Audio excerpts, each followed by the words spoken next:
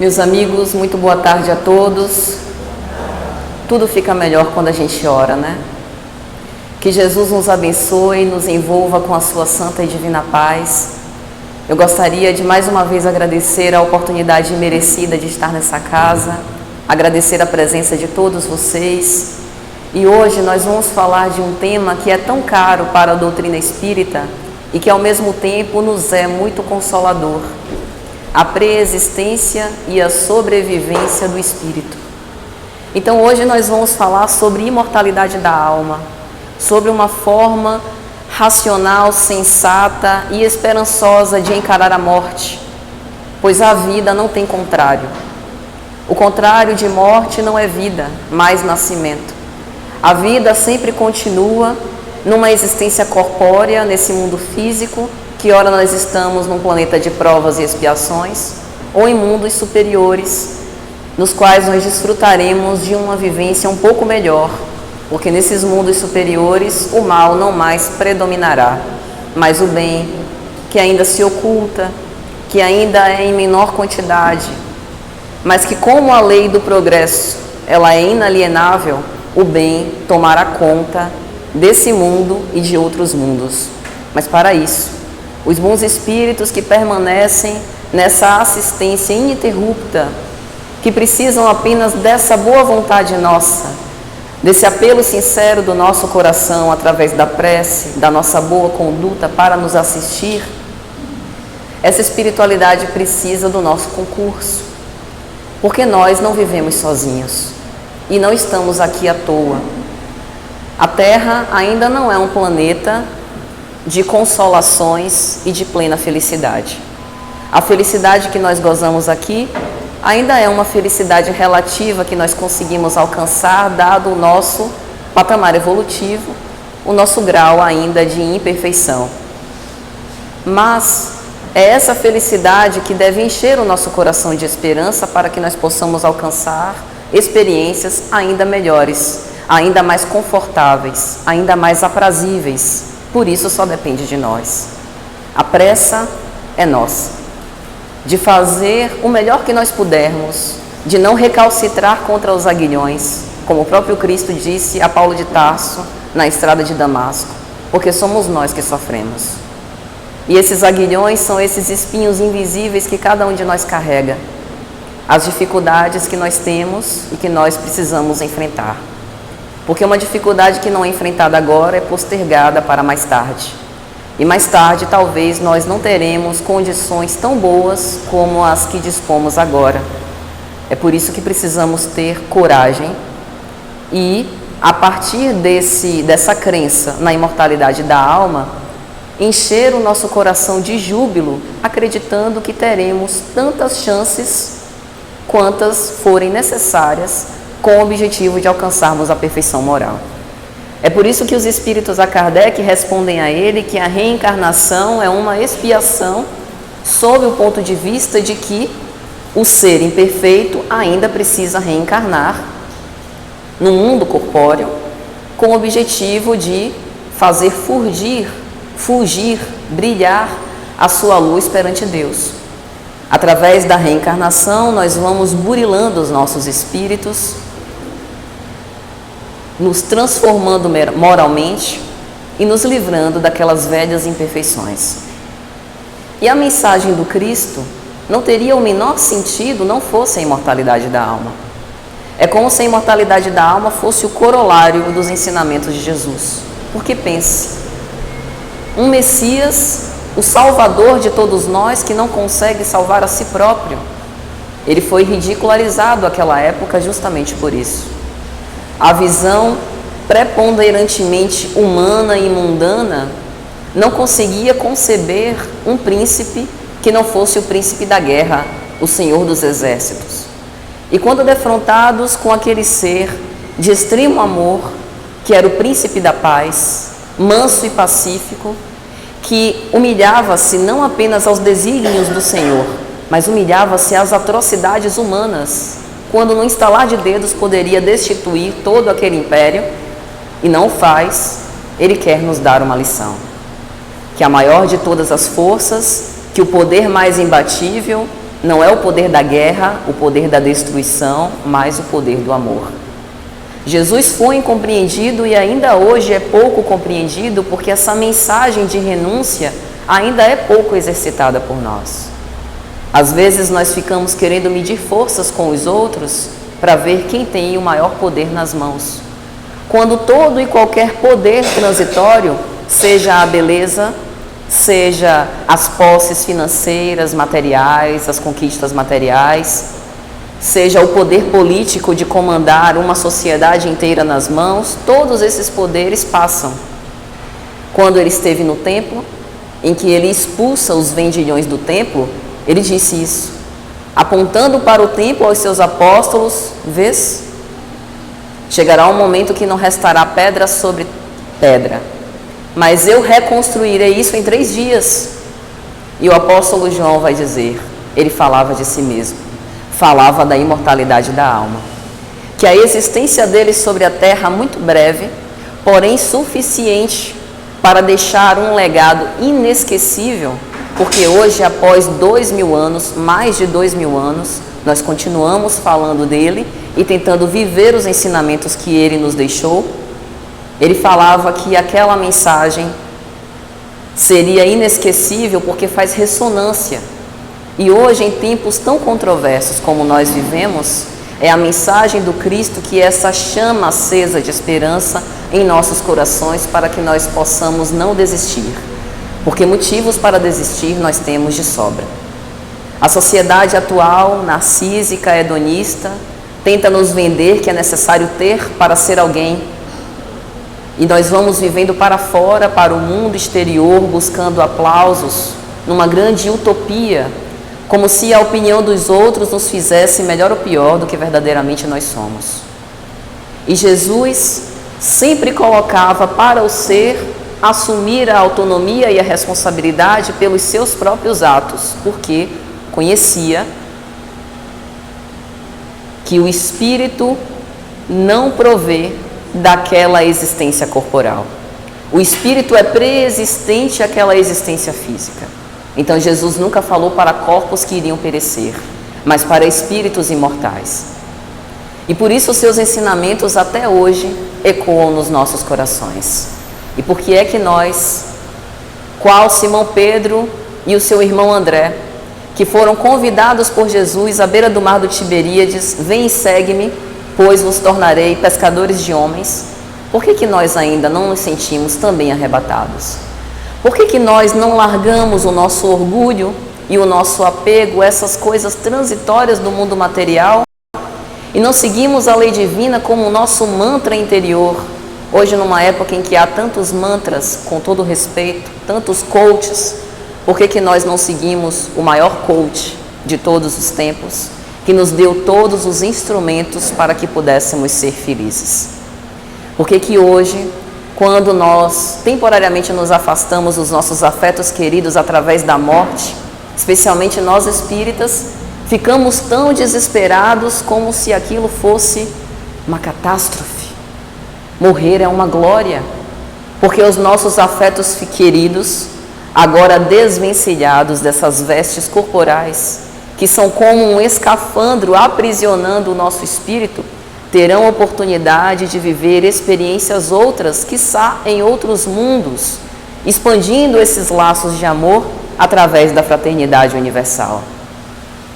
E as afeições legítimas que nós criamos perdurarão ao longo dos tempos, porque o amor não se desfaz. O amor é a única coisa que não se desfaz. O amor é indestrutível, porque é a tônica da própria obra divina. A obra divina é todo amor, e Deus não cria nada que não seja para a eternidade. E é por isso que nós vamos nos lembrar de uma cena específica logo após a morte do Cristo, quando Maria de Magdala, ou Maria Madalena, visita os despojos mortais do Cristo no sepulcro que foi doado por José de Arimateia, e quando lá chega, percebe a pedra deslocada. Maria se desespera, porque ela, visitando ali o túmulo do seu Messias, queria matar as saudades do doce convívio. quando nós também visitamos um cemitério num ato de reverência, de homenagem, de saudade dos nossos afetos bem-amados, querendo de alguma sorte rememorar as boas lembranças que aquele convívio nos causou. E então, um homem de vestes translúcidas lhe aparece: mas foste tu que sumiste com o corpo do meu Salvador? Maria. E ela conhecia aquela forma doce e carinhosa de chamá-la. Raboni, ela diz. E ela, uma mulher dada como de má vida, é escolhida por Jesus como a repórter da ressurreição, a repórter da imortalidade. Vai, mulher, vai e não te detenhas, vai contar aos meus que eu vivo. E ela foi, mas não acreditaram nela, porque a mensagem da imortalidade, ela é tão maravilhosa, ela é dotada de um esplendor e de tanta esperança que às vezes não será compreendida por todos. E nós precisamos estar prontos para esse tipo de situação. Porque por mais que nós amemos os nossos familiares, os nossos afetos mais queridos, cada um de nós tem a liberdade de consciência para crer no que quiser. E pasme, a crença da imortalidade, ela pode inclusive nos equipar de instrumentos e de condições para viver melhor desde a vida presente. Porque se acreditamos que não teremos um fim, como espíritos, viveremos de uma forma mais fraterna, mais solidária, mais caridosa, pelo menos. É assim que se espera. Embora não é isso que nós tenhamos visto por aí a miúde. Mas há muitos materialistas que são também pessoas solidárias, porque a religiosidade se expressa de formas diferentes. Mas Maria Madalena, ouvindo a rogativa do seu Messias, vai até os apóstolos, vai até Maria de Nazaré, Joana de Cusa, e narra exatamente aquilo que se passou. E os homens a ridicularizam: apareceste a ti, mulher vulgar, tendo aqui os seus apóstolos, tendo aqui a sua própria mãe, por que ele fez isso? A dar mais uma lição: nenhum dos atos e dos não atos, nenhuma das coisas que Jesus disse e das que ele deixou de dizer passam sem nos dar um ensinamento moral dos mais elevados. Quando ele escolhe aquela mulher para ser repórter da ressurreição, é como se ele dissesse: vês, a tua fé, você que é rediviva, convertida, porque reavaliou a sua conduta a partir de um determinado momento da sua vida e crê na imortalidade, eu escolho a ti como coração purificado. Podendo ele ter escolhido os apóstolos que conviveram com ele desde o início da sua trajetória, podendo ele ter escolhido a sua própria mãe, ele mostra a nós que ninguém está fadado às penas eternas. E é essa a maior lição da imortalidade. Nenhum de nós tem um futuro perdido, nenhum de nós vai amargar no fogo do inferno, independente do que tenhamos feito.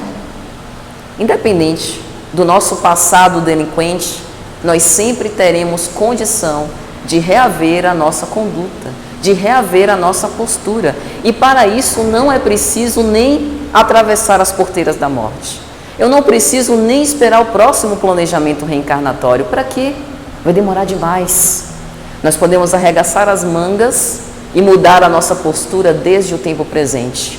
Vejamos Saulo de Tarso, que soube reavaliar as portas da estrada de Damasco, podendo ter afundado numa profunda depressão, amargurado pela culpa de ter sido extremamente inclemente e injusto. Ele aproveita aquele momento radioso que soou na eternidade para ser diferente. Passou de perseguidor para perseguido pela justiça divina. Nós também podemos fazer isso. Mas depois dessa aparição a Maria Madalena, o Cristo aparece mais uma vez. Os seus apóstolos, reunidos num salão como esse, de portas fechadas, de janelas fechadas, temendo a perseguição dos judeus, e o Cristo atravessa portas e paredes e materializa-se perante eles. Allan Kardec vai explicar na obra A Gênese especialmente no capítulo 14, quando ele fala sobre as aparições de Jesus. Jesus ali aparecia com o seu corpo perispiritual, com o seu corpo fluídico, mostrando que a vida continua de uma forma concreta. Mas havia um homem que não estava entre os seus apóstolos, Tomé. E depois que o Cristo aparece, mostra as chagas, mostra a chaga da lança pelo soldado romano, já bem próximo da sua desencarnação, e Tomé não vê. Quando Tomé volta e os apóstolos narram o acontecido, Tomé não acredita. Mas eu preciso ver para crer. 8 dias depois, lá está o Cristo de novo, no mesmo local, aparecendo a Tomé. Estende as mãos num ato de extrema compaixão. Vê, Tomé, acreditas agora? E o Cristo diz algo que para nós é um sublime aprendizado. Porque vistes, crestes, mas bem-aventurados aqueles que creem sem ver. Hoje, no século XIX, especialmente em 1857, data da publicação de O Livro dos Espíritos, foi aberta uma nova era de bibliografias, de livros que falam sobre a imortalidade. As almas dos mortos voltaram para falar da experiência que eles tiveram atravessando a porteira do extrafísico. E junto com a codificação kardeciana, diversos cientistas, teólogos, se debruçaram em muitas obras falando sobre reencarnação. Por exemplo, Dr. Hernani Guimarães Andrade com a obra Reencarnação no Brasil. A primeira obra notadamente científica em que ele conta relatos de reencarnação colhidos por informações dos familiares daqueles que deixaram o corpo físico, por dados históricos, científicos, sensuais. Dr. Ian Stevenson, que também debruça-se em escrever uma obra inteira sobre reencarnação e biologia. Tudo para satisfazer aos apelos dos Tomés, que somos todos. Será que isso de imortalidade é verdadeiramente verdade? Será que a vida realmente continua? Será que seria justo que uma criança de alguns dias de idade perecesse e que anciões completassem 100 de anos? Seria justo que aqueles que não tiveram oportunidade de viver numa cultura civilizada fossem amargar no fogo do inferno ao lado daqueles selvagens que nos antecederam? Onde a justiça divina para dar equidade de provas, de experiências, equipando a ambos com as mesmas condições de bem discernir? Qual a justiça de alguém que nasce intelectualmente saudável, gozando de todo o seu patrimônio cognitivo, de outro que nasce completamente atado num corpo físico tão deficiente? Onde a justiça divina para aqueles que morrem de fome nas ruas e para outros que morrem de tanto comer? É preciso haver um equilíbrio. E em última instância, vai responder Allan Kardec na introdução de O Livro dos Espíritos. Se nós pensarmos em duas propostas, a proposta da doutrina materialista e da doutrina espiritualista, que crê em algo além dessa vida material, nós precisamos pensar em qual delas que vai nos dar mais consolo, reconforto e esperança para sermos moralmente melhores. Será a doutrina que prega o nada, dizendo para nós que após a morte tudo acabou e que a justiça ou injustiça que eu fizer vai passar em brancas nuvens? Ou será aquela que diz a cada um segundo as suas obras, que tudo que nós semeamos, ceifaremos uma hora ou outra? Parece que a imortalidade da alma nos faz crescer, nos faz ser pessoas melhores, convivendo de uma forma mais fraterna e solidária uns com os outros. Não que eu vá herdar uma fortuna no reino dos céus, não fazendo isso para que eu seja boa, com o objetivo de ser recompensada, mas fazendo o bem porque é bom, porque faz com que nós possamos evoluir e ter condições de viver de uma forma mais saudável, porque quem aguenta viver com alguém que é avarento e profundamente egoísta? Quem aguenta conviver com uma pessoa colérica e irritadiça, que nós não podemos dar a nossa própria opinião, que aquilo gera um desbalanço emocional nessa pessoa? É por isso que a crença na imortalidade da alma nos faz crer que nós tivemos uma origem comum e teremos uma destinação igualmente comum, porque nós somos fadados à perfeição. E isso é muito bom de acreditar. Acreditar que por mais que nós passemos por provas duras, por aflições torturantes, por mais que esses 80, 90, 100 anos, para quem vai viver muito, nos cause profunda aflição, tudo passa. E amanhã nós teremos condições melhores de viver numa conjuntura ainda mais feliz. Isso sim é consolador e isso sim é recompensador. E então, falando ainda do Livro dos Espíritos, quando Kardec fala sobre lei de destruição, aliás, um assunto muito interessante, porque mediante tragédias coletivas é mais uma chance de nós refletirmos sobre a imortalidade. Onde a justiça de eu viver bem com a minha família, com filhos saudáveis, trabalhando, tendo a oportunidade de progredir intelectualmente, progredir materialmente, e famílias inteiras, não muito distante daqui, a alguns quilômetros da minha casa, foram arrebatadas por uma chuva de lama. Onde estão os órfãos desses flagelos destruidores?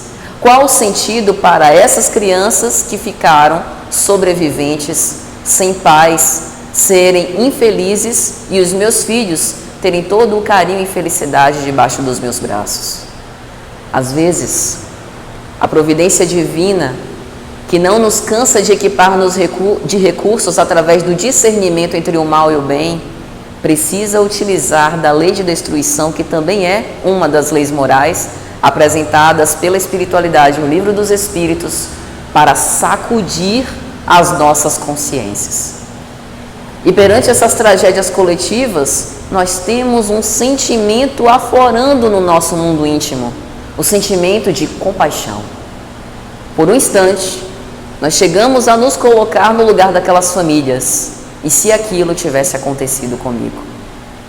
E aí mobilizamos os nossos recursos, sejam os recursos materiais, donativos de alimentos, de agasalho, seja a prece, que é um recurso valiosíssimo, principalmente em momentos difíceis como esse, para tentar ajudar aqueles que tiveram essa desencarnação tão trágica e também aqueles que ficaram, com o objetivo de levar algum consolo. E quando nós fazemos isso, nós estamos agindo em conformidade com o que a lei divina nos suscita, estimular a fraternidade, nos lembrar que nós não estamos vivendo aqui sozinhos e desconectados uns dos outros, que há um laço invisível de fraternidade que nos une e que somos nós que às vezes deixamos esse laço se enfraquecer. Então o seio da terra se movimenta, seja através dos tsunamis, para falar de uma tormenta interior que já está em cada um dos indivíduos. Nós vivemos um tsunami íntimo, cada um de nós. Esses deslizes emocionais, um sentimento profundo de melancolia injustificável, de desânimo aterrador, de desgosto pela vida, às vezes levado às últimas consequências do suicídio, tudo isso pode ser evitado se nós pensarmos que existe um Deus que nos ama e que nos criou para a vida, nessa ou em outras circunstâncias. Que nós não acabaremos no túmulo, porque seria injusto e uma grande perda de tempo. Todos os nossos patrimônios intelectuais, as conquistas materiais, todos os nossos vínculos afetivos serem destruídos com a morte? Deus jamais faria isso. E assim, nós vamos nos equipando de respostas para crer na imortalidade. Mas, nesse capítulo que Kardec versa sobre a lei de destruição, há uma questão específica, a questão 738, quando os espíritos vão dizer o seguinte a Kardec: os espíritos, eis o mundo real. Eles são preexistentes e sobreviventes a tudo. São os filhos de Deus e o objeto de toda a solicitude. Deus não nos criou para nos destruir, senão, cá entre nós, seria uma tremenda falta de inteligência. E Ele, que é essa inteligência suprema, nos criou exatamente para a perfeição. E é por isso que nós nos submetemos às provas, com o objetivo de fazer brilhar essa nossa luz e evoluir cada vez mais. E aí na questão 222, Kardec faz um ensaio sobre as características da pluralidade das existências, justamente quando ele traz esses questionamentos, onde a justiça para uma criança que morre em tenra idade, para um idoso que vive muito, e assim ele vai fazendo esses questionamentos. Mas há ainda outras formas da gente conceber essa preexistência e sobrevivência dos espíritos. Quando nós pensamos em Parnaso de Além Túmulo, já leram? Uma obra de mais ou menos 800 páginas. Recomendo que na próxima viagem de férias, todo mundo leve Parnaso na mala, de rodinhas para não pesar, e cada dia vamos ler uma poesia. São Parnaso de Além Túmulo. Foi a primeira obra psicografada por Chico Xavier. Começou bem. 50 espíritos, autores, poetas, poetisas, que voltam do mundo espiritual para escrever, através do mediunato de Chico Xavier, poemas lindíssimos sobre a imortalidade da alma, esperança, fé, consolação no futuro. E desde aquela época, o quanto que Chico não padeceu. Sobre os comentários ardilosos das pessoas desocupadas, que tentavam dizer que ele era um blasfemo e um caluniador, que estava inventando aqueles poemas para dizer que espíritos existiam. Imagine que mente maravilhosa de inventar 50 formas diferentes de escrever poema. Ele seria, no mínimo, um homem extremamente intelectual, que, no entanto, não completou nem o primeiro grau. Quando nós pensamos, por exemplo, em Francisco Valdomiro Lorentz, um homem natural da República Tcheca, que viveu no interior do Rio Grande do Sul, já teve até reportagens sobre ele no Fantástico, um homem extremamente simples, um lavrador que falava mais de 100 idiomas, inclusive o tupi-guarani, que até os índios têm dificuldade para falar direito. Francisco Lorentz, que nunca teve contato com nenhum indígena, conseguia falar em diversos idiomas.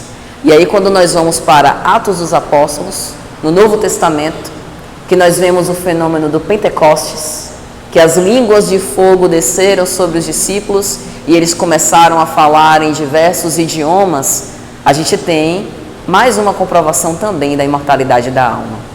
Como equacionar todas essas coisas se nós não pensarmos que o espírito vai herdando as suas conquistas intelectuais e morais e guardando-as nesse repositório indelével que é a sua própria consciência espiritual e que vai se revelando aos poucos, reencarnação após reencarnação. Então, isso tudo nos faz crer que definitivamente a vida continua. E se nós ainda não estivermos satisfeitos, vamos então para o Novo Testamento mais uma vez, quando no livro de João, capítulo 3, um doutor da lei chamado Nicodemos se acerca do Cristo. Às escondidas, detalhe, na obra Primícias do Reino, Amélia Rodrigues dá detalhes dessa conversa. Nicodemos, por ser um doutor da lei, iria pegar mal que ele se reunisse com o Nazareno, que era dito o Salvador, à luz do dia. Então ele espera o calar da noite para ter uma entrevista às escondidas. E acercando-se de Jesus, ele pergunta: Mestre, reconheço a vossa procedência divina. Porque o que dizes e o que fazes não pode ser de um profeta qualquer. Por isso, eu venho aqui pedir essa palestra íntima para vos perguntar: o que é o reino dos céus? E Jesus, sempre com aquela forma enigmática e profundamente sábia, diz: em verdade vos digo que aquele que não nascer de novo não poderá ver o reino dos céus. E Nicodemos fica ainda mais intrigado. Mas como assim, mestre? Como será possível a um homem nascer de novo? Será que um homem velho terá condições de voltar ao ventre de sua mãe para renascer? E Jesus continua: em verdade eu vos digo que se um homem não nascer da água e do Espírito, não poderá entrar no reino de Deus. Porque o que é nascido da carne é carne, mas o que é nascido do Espírito é Espírito. Jesus, mais uma vez, através de uma demonstração ímpar de sabedoria, nos diz que os nossos pais, por mais amor que nos tenham, funcionaram como co-criadores com a divindade, nos dando esse envoltório físico, o nosso instrumento de trabalho, as nossas vestes carnais, para que pudéssemos retornar a esse mundo. Mas nós já existíamos antes disso. Porque, através da gênese espiritual, foi Deus mesmo que nos criou como centelhas divinas, como princípios espirituais que foram se elaborando, tomando uma consciência, evoluindo cada vez mais ao longo das nossas múltiplas existências. Mas Jesus nos dá um ensinamento ainda maior. Veja que ele faz uma distinção entre nascer da água e nascer do Espírito. Nascer da água é fácil.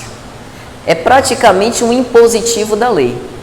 Porque se nós precisamos reencarnar como expiação para nos depurar moralmente, fatalmente nós reencarnaremos. Isso é nascer da água.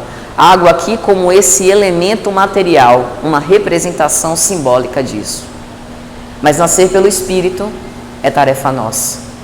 Quando pensamos em Maria Madalena, que modificou as suas atitudes numa mesma existência, quando pensamos em Paulo de Tarso, que renovou os seus votos de filho de Deus, nós pensamos em exemplos célebres que renasceram pelo Espírito, que reavaliaram a sua conduta e que, não obstante as imperfeições que ainda carregavam, resolveram ser diferentes. E essa chance nós temos.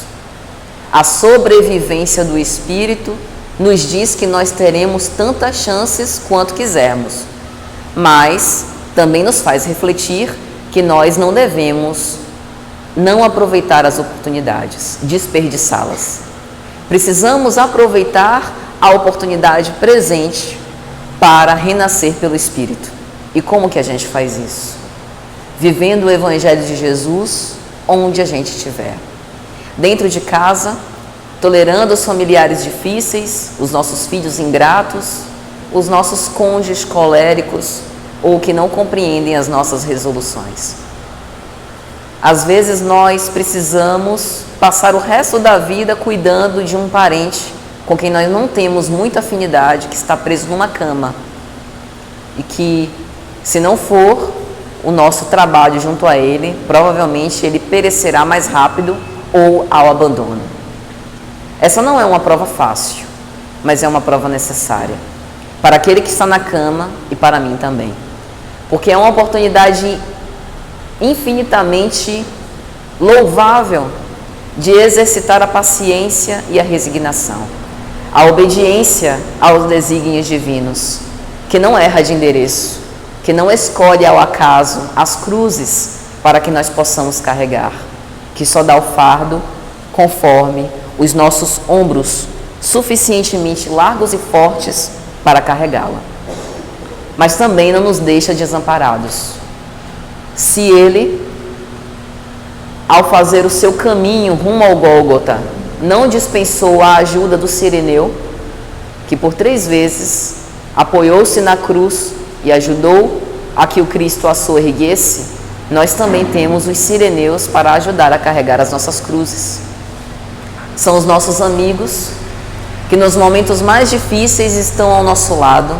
E é engraçado que esses momentos de dificuldade revelam aqueles que a gente nem sabia que poderia contar. E ainda tem gente que não acredita em Deus. Como não acreditar em Deus com essas aparentes coincidências do destino? Como não acreditar nesses recursos improváveis que nos chegam? Vindo através de uma forma material, aquele dinheiro que a gente precisava para um momento de extrema necessidade, seja através de um amigo que nos ouve quando nós estávamos profundamente deprimidos e tantas outras circunstâncias. E nós também temos um importante sireneu, que é essa doutrina abençoada, que nos dá tantas obras de reconforto para que nós possamos pensar na imortalidade e pensar em como estamos conduzindo a nossa vida. Morreremos e nos despediremos desse corpo físico que nos abrigou. Não sabemos quando. Pode ser daqui a 5 minutos, antes dessa palestra acabar. Não quero assustar ninguém. Mas pode demorar mais um pouco. O fato é que frações de segundos ou anos nós ainda temos tempo e precisamos aproveitar essa santa oportunidade. Como dizia o apóstolo Paulo na sua epístola aos Gálatas: porque o que semeia na sua carne, da carne ceifará a corrupção, mas o que semeia no Espírito, do Espírito ceifará a vida eterna. Será que Paulo está querendo dizer que tudo que provém da vida material é corrupção? Não necessariamente. Corrupção tem diversos significados. E acredito que o significado que o apóstolo quis dizer aqui é que tudo que provém da carne perecerá, irá se decompor, se corromper, é corruptível, não irá ficar para sempre, arde eterno.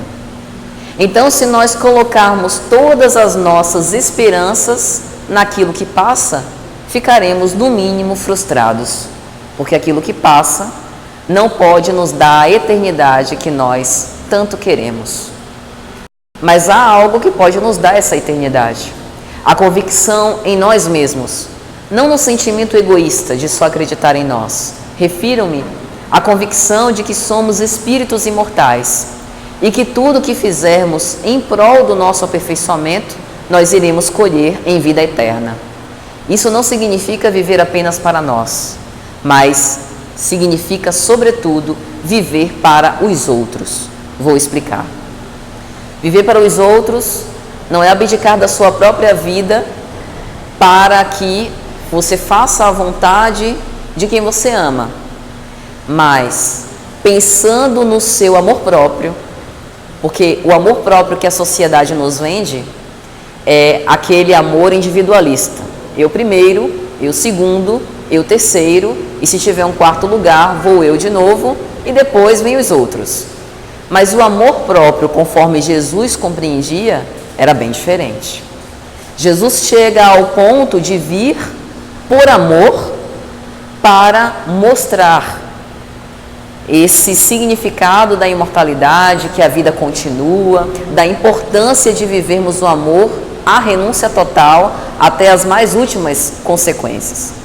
Então, para Jesus, amor próprio é renúncia, renúncia ao seu ego, para que a gente possa se conchegar, se aproximar ao máximo do nosso ser essencial. Para Jesus, amor próprio é escolher a melhor parte, escolher aquilo que me faz crescer. E é por isso que renúncia é amor próprio. Porque ao renunciar, eu consigo dar amplitude a esse ser divino, que sou eu em essência. Ao renunciar, eu esqueço de mim. E a espiritualidade disse isso a Kardec. Depois de conquistar todas as virtudes, qual o mais sublime da virtude? O desinteresse pessoal. Desinteresse pessoal é profundo amor próprio. É um contrassenso. Eu quero o melhor para mim, mas esqueço de mim mesmo. Esqueço da minha personalidade para ser mais por todos. Esse amor ágape, esse amor ensaiado, encetado, demonstrado pelo Cristo, é um amor incomum. É o amor da Epístola de Paulo aos Coríntios. O amor que tudo espera, que tudo suporta, que tudo crê. O amor que não se desfaz, que não se irrita, que não se ensoberbece. Mas para que nós possamos vivê-lo, precisamos começar. E os primeiros passos estão no respeito, na tolerância uns com os outros. Porque se eu acredito na preexistência e na sobrevivência do Espírito, é preciso que eu acredite que assim ocorre comigo e assim ocorre com todos os meus irmãos. E que se todos nós somos esses espíritos imortais, cada um de nós teremos as experiências necessárias ao nosso aperfeiçoamento. Então o filho que hoje eu tenho, na verdade, ele não é propriamente meu. O marido com o qual convivo, ou esposa, não é propriamente a minha propriedade, mas é um companheiro de marcha, um irmão com o qual eu estabeleço um laço de amor. Papéis diferentes, pois o amor que eu sinto por um filho é diferente de um amor conjugal, mas são todas esferas, dimensões de um amor mais sublime. Então, se nós conseguimos viver cada um desses papéis com honradez, dando o melhor de nós mesmos e resgatando do outro o que ele tem de melhor, porque se nós quisermos olhar só para os defeitos, conseguiremos com êxito e viveremos muito mal. Mas se partindo de uma análise otimista, resgatarmos apenas o melhor dos outros, nós vamos ensaiar o amor satisfatoriamente em todas essas dimensões.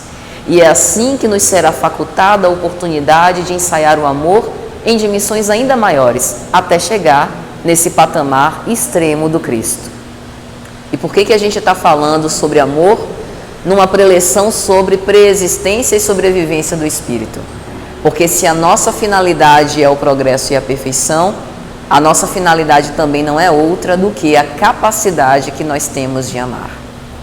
Jesus, imortal, ao reaparecer aos seus discípulos, aos seus convivas, nos mostra que o amor é imbatível, indestrutível.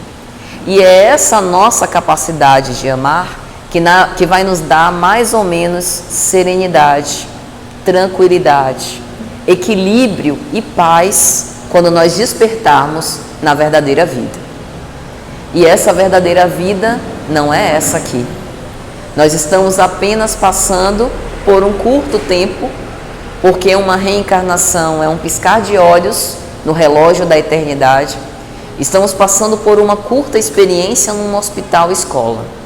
Somos ainda enfermos, cada um com as suas patologias. Somos ainda aprendizes, mas mesmo aprendizes, nesse convívio podemos trocar. E aquilo que eu já aprendi, posso passar aos outros. Não é assim que a gente vê na escola? Quando os coleguinhas se reúnem para estudar em grupo, um que já aprendeu melhor uma lição vai passando para o outro e vai aprendendo do outro também aquilo que o outro depreendeu da lição. E é por isso que nós convivemos juntos. E após passar por essa estação, tendo aprendido e progredido mais, nós teremos condições melhores para continuar esse processo evolutivo. Mas tudo, portanto, se resume ao amor. Mas se esse é o mundo dos efeitos, se este é um mundo material, que é uma cópia, qual é o verdadeiro mundo? Qual é o mundo normal primitivo? Primitivo não no sentido de ser inferior, mas no sentido de ser a matriz, de ter sido ponto de partida para todos os outros. É o que Kardec avalia também o Livro dos Espíritos na questão 85, quando ele pergunta: na ordem das coisas, qual dos dois é o principal? O mundo dos espíritos ou o mundo corpóreo? E a espiritualidade então responde: o mundo espírita, porque ele preexiste e sobrevive a tudo. E o que é o mundo espírita? O mundo dos espíritos, onde habitaremos. Vamos trocando de lugar, ora reencarnados, ora desencarnados, com aqueles nossos irmãos que agora estão desencarnados. E trocando de lugar, vamos tendo experiências diferentes, oportunidades de aprendizado para progredirmos todos. Há uma mensagem belíssima pelo Espírito Lacordaire em O Evangelho segundo o Espiritismo, que ele fala sobre essa alternância de vivências. Que ele diz que, enquanto nós estamos reencarnados, os membros da nossa família espiritual, que não estão reencarnados conosco neste exato momento, continuam do mundo espiritual nos dando força, injeção de ânimo para que nós possamos enfrentar as nossas lutas. E quando eles retornarem ao corpo físico, somos nós que estaremos também no mundo dos espíritos fazendo algo análogo. E é por isso que nós estamos todos caminhando juntos, cercados por essa nuvem de testemunhas, com a finalidade de que possamos progredir. Mas nós sabemos que nem tudo na natureza, nem tudo na criação são boas intenções. E assim como nós temos essa nossa família espiritual que quer o nosso crescimento e a nossa evolução, nós também temos, principalmente envolvendo a crosta terrestre, uma psicosfera ainda densa, sintonizada com a maioria dos pensamentos dos que aqui estamos encarnados. E esse grupo de espíritos tenta nos influenciar para nos desequilibrar, insuflando as brigas, as dissensões, as guerras, em maior ou menor grau. E é por isso que Jesus falou tanto sobre a vigilância. Ele falou sobre a vigilância em diversos momentos, principalmente sobre vigiai, pois não sabeis qual é a hora, como nós falamos aqui, que não sabemos a hora da nossa desencarnação, mas ele também disse, vigiai os vossos pensamentos. É necessário então, meus amigos, que hoje, principalmente, quando passamos por essa era de transição, um período tão marcante para o nosso planeta, que possamos vigiar os nossos pensamentos e rechaçar qualquer tipo de pensamento que nos demore em faixas mais densas. Precisamos nos sintonizar com essa espiritualidade que nos mostra a imortalidade e que nós precisamos ter esperança em dias melhores. Porque com esperança nós conseguiremos superar todos os obstáculos, praticando o bem e vivendo com caridade. E é por isso que a imortalidade, então, nos diz que nós vamos trocando esses papéis, vivendo em diversas conjunturas aqui no mundo material, com o objetivo de reparar as nossas faltas.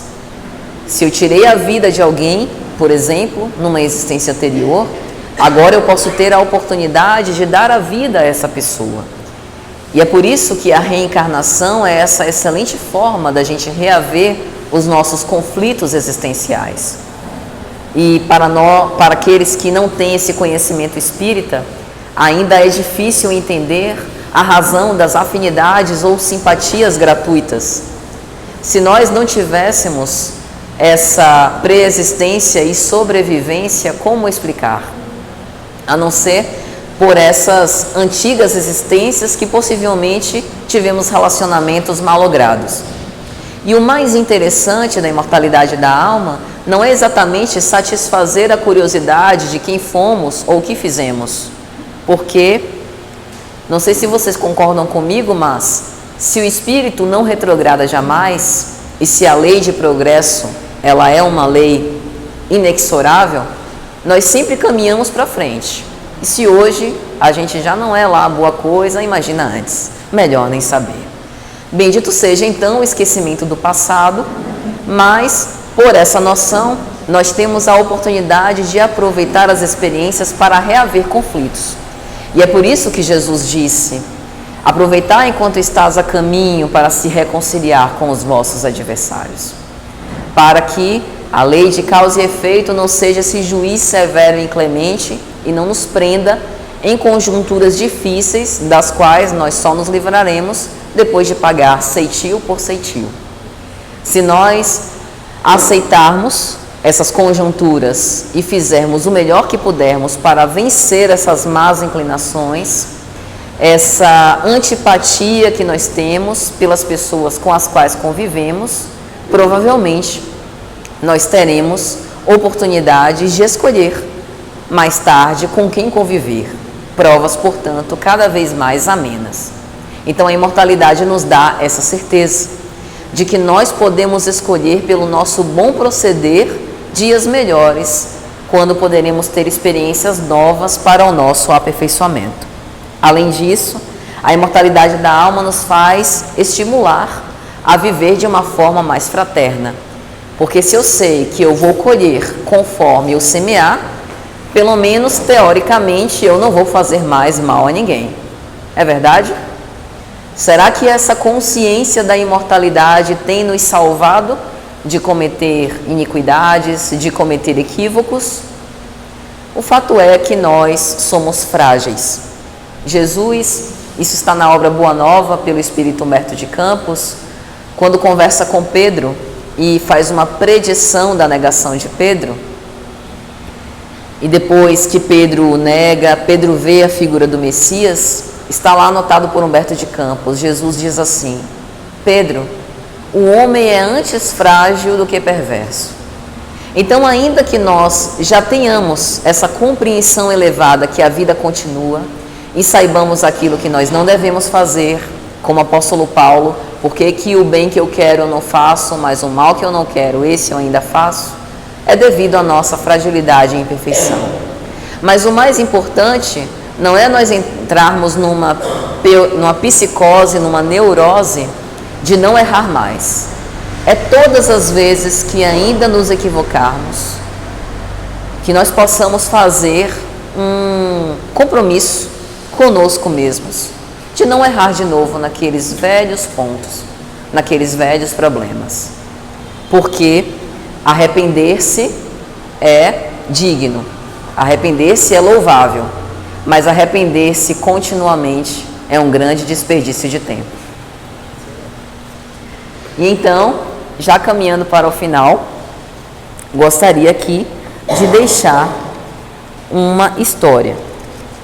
Na obra O Céu e o Inferno, existem, na segunda parte, diversos relatos de espíritos que voltam, muitos deles, por livre e espontânea vontade, procuram os médiuns que acompanharam Kardec na codificação para relatar aquilo que eles passaram.